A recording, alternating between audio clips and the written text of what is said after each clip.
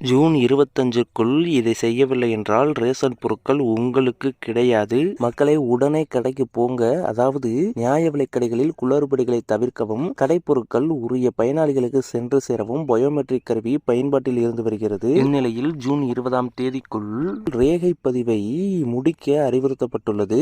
ஏழை எளிய மக்கள் பயனடையும் வகையில் தமிழகம் மட்டுமின்றி நாடு முழுவதும் ரேஷன் கடைகள் செயல்பட்டு வருகிறது. தமிழகத்தில் மொத்தம் 2.20 கோடிக்கும் அதிகமான ரேஷன் அட்டைகள் உள்ளன.